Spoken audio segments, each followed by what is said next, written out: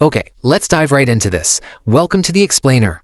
Today, we're putting a completely different lens on American history. I mean, we're not just looking at the early US presidents as, dusty historical figures in powdered wigs or just faces on your money. No, we're actually looking at them as the ultimate startup founders.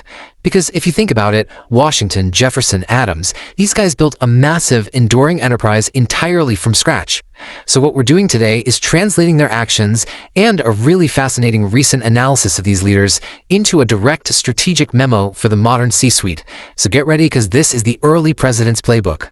Now, in the brief but really potent source material we're analyzing today, there's one word that gets repeated obsessively. Heat. Heat. Heat. Picture the literal, sweltering, high-stakes pressure of the Constitutional Convention in Philadelphia back in the summer of 1787. Well, that same heat perfectly represents the intense pressure, the friction, and just the deafening noise of the modern corporate boardroom. I mean, if you're an executive leader today, you're operating in that heat every single day, right? It's literally the baseline condition of leadership. You don't get to just walk over and turn the thermostat down. You just have to learn how to operate effectively while the whole system is running hot. So how do you survive that immense heat? Well, we need our first executive pillar, and the source delivers this incredibly powerful directive straight from the mindset of those early founders. Question everything, especially power. You have to remember, the early presidents didn't just inherit a working system, they actively rejected a whole monarchy to build something totally new. Now, for a modern corporate leader, this isn't about, instigating workplace anarchy. It's really about aggressively challenging those bloated hierarchies.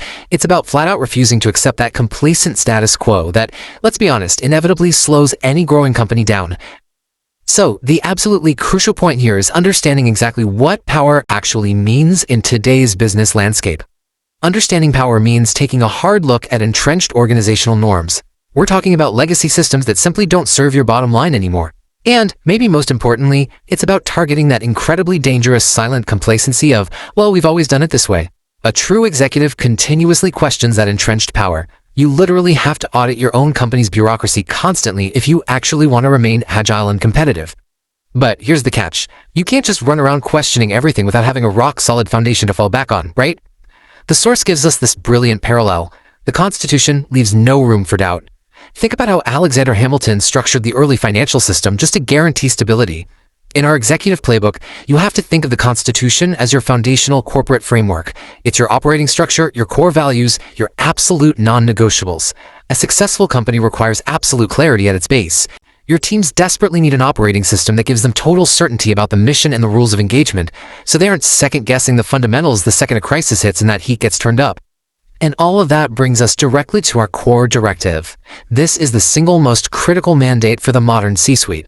This source drops this absolute truth bomb, and I love this. Results matter more than applause. Listen, modern leadership demands that you prioritize decisive, impactful outcomes over popular consensus. Think back to those early founders again. They frequently prioritized the really hard, deeply unpopular work of ensuring the survival of this fragile new union over their own immediate popularity.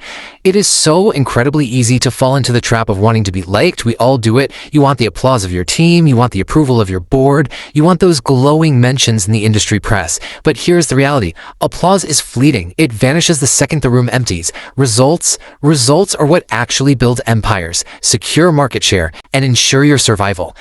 And this brilliantly illustrates a really dangerous dichotomy. On one side, you have applause, and applause represents consensus, popularity, and frankly, staying safely inside your comfort zone. And sure, it feels great in the short term. But on the other side, you have results.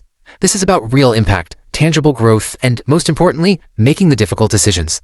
Managing for popularity is a trap that will eventually stall your company's momentum. Doing the hard, necessary, and often deeply unpopular work of driving real results, that is the only legitimate path to sustainable success. At the end of the day, you have to pick a side. But make no mistake, when you do choose impact over comfort, when you actively choose results over applause, you inevitably turn up the pressure. The source repeats this very specific phrase, heat up here. Choosing to drive hard outcomes means there is going to be more friction. It gets hotter the higher you climb up the corporate ladder. When you stop managing for smiles and you start managing for metrics and actual growth, you're going to face pushback. That's a given. You have to be psychologically prepared to withstand that heat up there. So, let's move to how this builds. Because to survive that heat, the source leaves us with what we're calling the boldness mandate. Speak boldly, act boldly, Live boldly. These are your final actionable directives for leaders who are genuinely ready to cut through all the corporate noise. It's a wake-up call to strip away the passive language, to stop hedging your bets, and to just eliminate hesitant strategies altogether. If you want to handle the intense heat at the top and actually deliver those hard-fought results, boldness isn't just a nice-to-have option, it is your absolute prerequisite. So, as we wrap up this explainer, I want to leave you with this final, provocative thought to evaluate your own leadership legacy. Ask yourself honestly right now, are you managing for applause or are you leading for results? Thanks so much for joining me today. Take this executive briefing, step confidently back into that heat, and let's go drive some real results.